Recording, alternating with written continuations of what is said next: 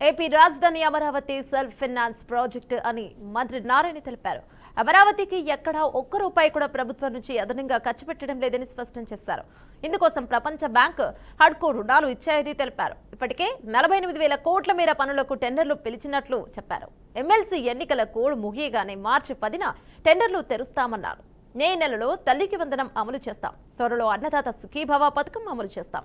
జగన్ ఆర్థిక విధ్వంసం నుంచి క్రమంగా బయటపడుతున్నాం.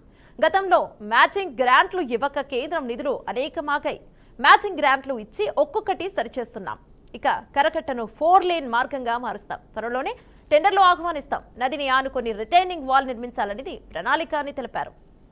34,000 ఎకరాలని కేవలం 58 రోజుల్లో రైతులు ఒక్కటంటే ఒక లిటికేషన్ ల్యాండ్ ఇచ్చారు. ఆ రోజు డిజైన్ చేసినప్పుడు ఒక 5,000 ఎకరాలు నెట్ మిగులుతుంది అంటే వాళ్ళు ఇచ్చే దాంట్లో కానీ ఆల్రెడీ ఉన్న రోడ్లలో మిగిలింది కానీ గవర్నమెంట్ కానీ. దీంట్లో సుమారుగా ఒక 1000 నుంచి ఒక 1200 ఎకరాలు డిఫరెంట్ కంపెనీస్కి విట్ కావచ్చు, ఎస్ఆర్ఎం కావచ్చు, అమృత్ కావచ్చు, ఇలా నేషనల్ ఇంటర్నేషనల్ కంపెనీలకి ఇవ్వాలని హోటల్స్కి స్కూల్స్కి. మిగతా ల్యాండ్ని యాక్చువల్గా మానిటైజ్ చేసి బ్యాంకుల్లో లోన్ తెచ్చుకొని తర్వాత రేటు పెరిగిన తర్వాత అది అమ్మి తీర్చే పద్ధతి. అంటే రాష్ట్ర ప్రజలు కట్టే ట్యాక్స్లో ఒక్క పైసా కూడా దీని మీద పెట్టకుండా చేయడానికి ఆ రోజు ముఖ్యమంత్రి గారు దీన్ని డిజైన్ చేశారు.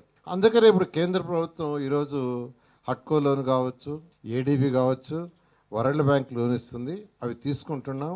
ప్రాజెక్టుని టేకప్ చేస్తున్నాం. ప్రాజెక్ట్ టేకప్ చేస్తే ల్యాండ్ వాల్యూ ఇంకా పెరుగుతుంది. ల్యాండ్ వాల్యూ పెరిగిన తర్వాత ఆ ల్యాండ్ని ఆక్షన్ వేసి అమ్మి ఆ రీపేమెంట్ చేస్తాం. కాబట్టి రాష్ట్ర ప్రజలందరికీ మరొకసారి చెప్పేది, జగన్మోహన్ రెడ్డి గారు చెప్పినట్టుగా రాష్ట్ర ప్రజల మీద ఒక్క పైసా బర్డెన్ ఉండదు.